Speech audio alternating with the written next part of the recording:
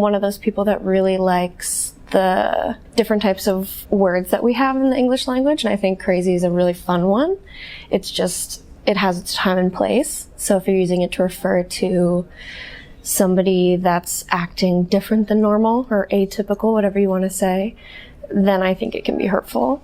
And if it's directed towards a specific person that you might not know entirely and you're just making that as a general assumption, then obviously it's not probably the best thing to use. But I still think it's a fun word for situations or certain people in certain moments, but not anything too personal.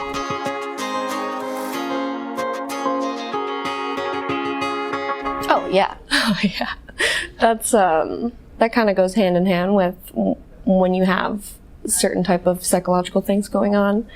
You just immediately assume that if you're atypical, then you're crazy, because that's kind of been the common moniker until now, is just to blanket statement people, so you don't necessarily have to deal with the specific or even learn about the different specifics that have to go into each specific person, which is a little bit too complicated for, I think, a lot of people to really take the time to explore.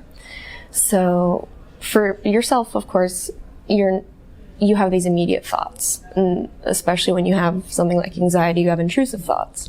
So you have thoughts of, oh, I must be crazy. That's just the way that it goes.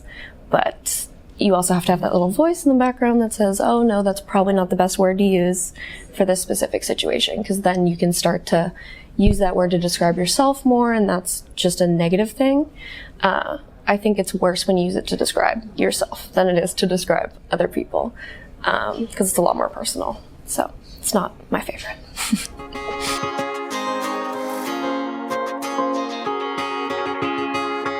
My type of anxiety is a little bit different. I actually love people. I love talking to people, and that's when I feel my most comfortable. So mine's more on the panic side. So it tends to be quite random. But there are certain things that kind of overlap. So having to take the subway that's super crowded, or having to take an Uber somewhere, or just being in a movie theater, I tend just not to go to those things because there's an expected kind of way you're supposed to act, and you don't want to interrupt other people and be a nuisance. So my panic disorder will just, of course, be like, oh, this is the perfect time, let's get things going right now. So it's a little bit unexpected. It tends to be quite overwhelming, but not something that doesn't pass. So I still kind of have that thought in the back of my head of, oh, it's going to pass after a little amount of time. I just got to, of course, breathe, all mindfulness, all that good stuff they tell you about. Because I have ADD, actually, I actually really like having ADD. I think it can be a huge asset. But one of the downsides of it, if it's paired with anxiety, is that you really can't meditate unless you put in extreme amounts of effort and training into it, which is hard when you aren't a motivated person. So yeah, meditation so much isn't really my thing. My type of meditation is distracting myself, whether it be with music, YouTube videos, things like that. So if you're living in my shoes, you're going to constantly have an earbud in your ear, listening to music, and there's going to be something going on, whether it be a podcast in the background, or things like that. So yeah, it's not too difficult, but it's definitely would be a change for a lot of people that are used to just getting up and doing their normal everyday thing and not thinking about that, because I only developed this panic disorder 2 years ago. So before, I would just live my normal life and not matter. Of course, I always had ADD, but having that fight or flight mechanism kick in randomly was definitely something that was new to me. Now it's obviously I've adjusted, but it took me 2 years. So would probably take you a little while to adjust.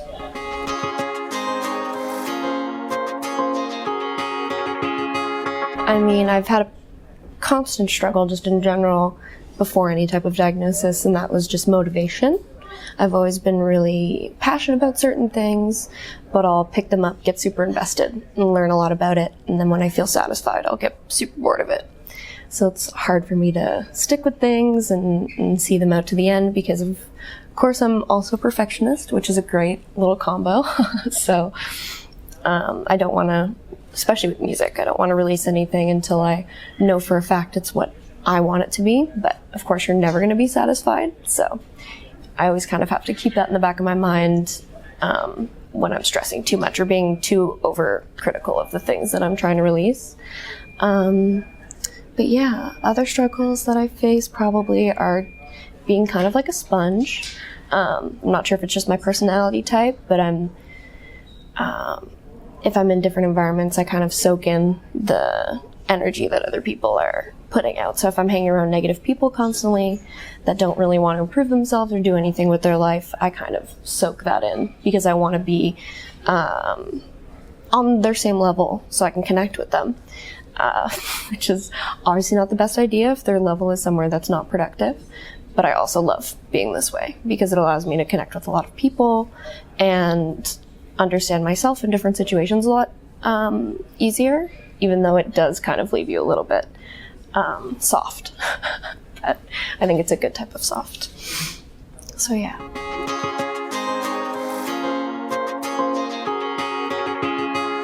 Spiders. That's number one. But a close number two is just a general non-acceptance or not being able to have that type of security of relationships. Less so with family, because I've been blessed to have a pretty secure spot with that, but not the closeness that some families have where you constantly see them all the time and you rely on them for emotional support. So I tend to focus more on my friends when I look for that. And I've gone through little periods where I think people are really close to me and I'm very loyal when it comes to friendship, so I'll put a lot into it. And of course, if the other person isn't reciprocating, you tend to just put it off until it becomes a big deal. So definitely not having security of relationships and just knowing that those people are going to be there and always be there and enjoy my company. Because when you have different experiences growing up of the same thing happening to you over and over again, it's not a far stretch to just be like, oh, okay, maybe there's like something innately there wrong with me. But it's more just like the type of people you attract into your life. So if you keep your eye on that, that's kind of my way of coping with being afraid of that in general.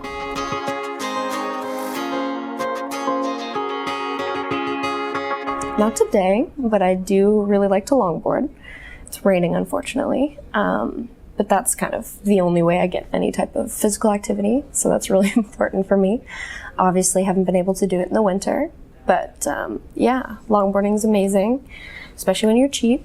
And I also make music, which is probably my biggest hobby, because it tended to be more like therapy for me before I actually got into therapy, which I would also recommend for people.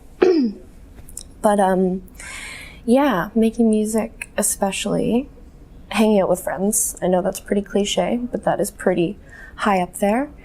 And fortunately and unfortunately, video games, for sure. As much as they're amazing and teach you a lot and have great storylines, I tend to get sucked in really fast and dedicate a little bit too much time to that, as with a lot of things in my life. So yeah, I think those are my hobbies.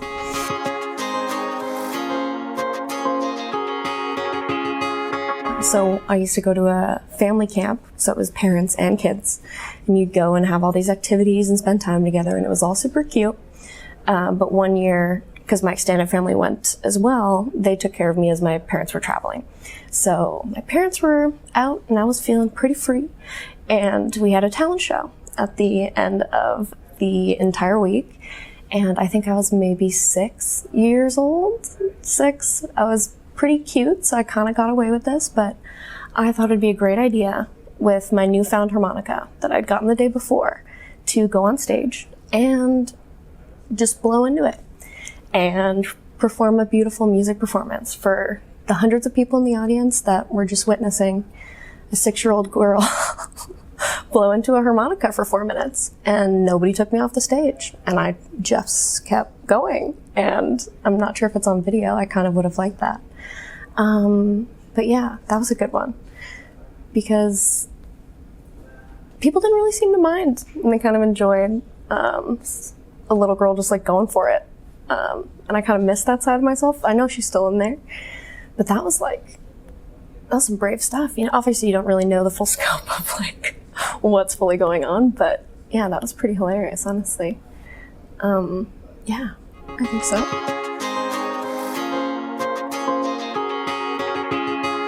I'm in like a super good place. I have like a bunch of great people around me that are really nice and supportive and like caring people, which is kind of new for me to have that type of security. So I'm in a good place in that way. The only kind of bump in the road is me just being a total hermit.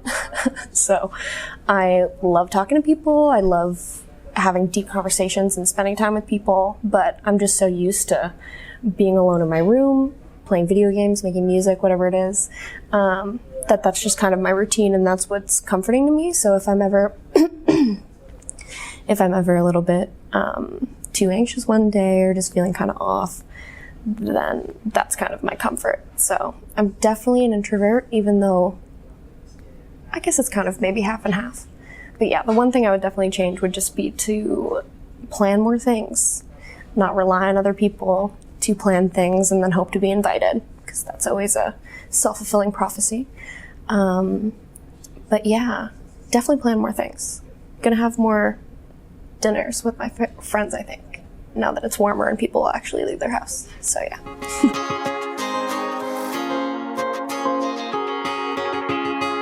I would say if anyone has any similar symptoms, because it was kind of bizarre for me in the beginning, because my type of anxiety doesn't really fit in the typical boxes, for me to kind of figure out exactly what it was and where I could go from there. So I would say that if you're experiencing anything similar to me, would be to definitely not just self-diagnose on the internet, because I'm a huge fan of that, even though it's definitely not the best idea, but to maybe see if you can find people experiencing similar things to you. That's fine, but seeking professional help. The one trouble with me is I had to wait a while to see somebody, and you kind of have to keep that in mind and not get discouraged by that, because that was a big thing for me. It was like, oh, it's been 4 months, I still can't see somebody, I've been on a wait list. But once you wait and you actually get there, it's definitely the best option. So I would definitely recommend that. And if somebody has a relative or a friend or anyone close to them that has ADD, knowing that it can manifest in so many different ways. And because I'm pretty newly diagnosed, I tended to just be called or deemed certain personality traits, or just have them given to me, because I didn't have any type of formal diagnosis. So I would be considered maybe like an airhead, or lazy, unmotivated, irresponsible, and things like that come from like not remembering certain things that I have to do. It's not because I don't want to do them, but knowing that they exist and that I have to do them is important. So also, if you're one of those people like me, write everything down, have a calendar, and fill it out. That has saved my life. Even your friend events, even the most simplest things with your friends, pencil them in. That's super important. But if you have someone close to you that has ADD, realize that they're going to be the most loyal people in your life, and they're going to probably be a lot more intense when it comes to emotions and wanting to communicate with you and connect with you, which is a super amazing thing when the other person kind of knows that perspective. But just, let's say that they're really into something new, and let's just say they just dropped something that they were super into, and you're just like, oh, what do you mean? Like, you didn't follow through with that. And especially as a parent with a child, maybe you see your kid, because I've done every sport, I've done every hobby. Thank God my parents put up with it, but a lot of parents don't, and they make them commit and finish things, which can be a good lesson, but also kind of makes the kid feel a little bit inadequate in some cases. So just knowing that they want to be a Renaissance man. They want to go from thing to thing and learn it all because they always want to keep learning. So if you're along the journey with them to do that, then it's super fun because then you're going to learn a bunch of stuff about them and about everything pretty much because it never really ends. So yeah, I think that's what I would say.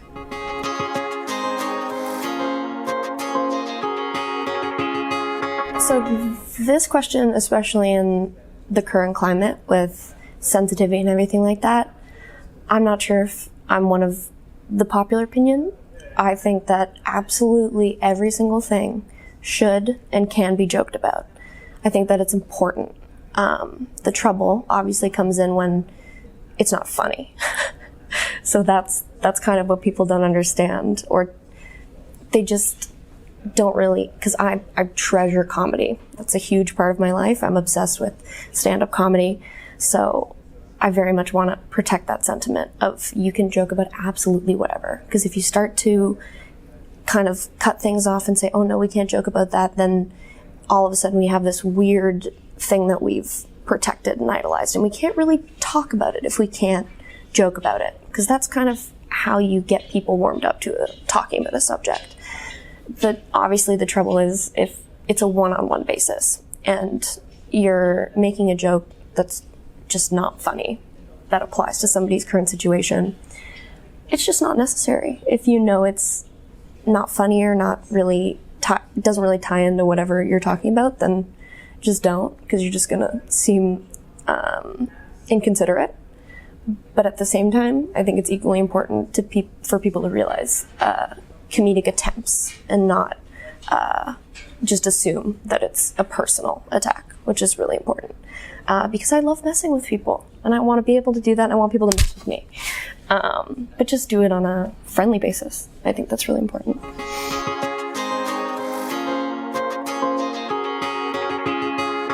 Especially for women who have ADD, it tends to be something that doesn't get diagnosed until a lot later in life because women tend to be better at social presentation and knowing what to say and when to say it because they're taught from a very young age more than boys are, typically.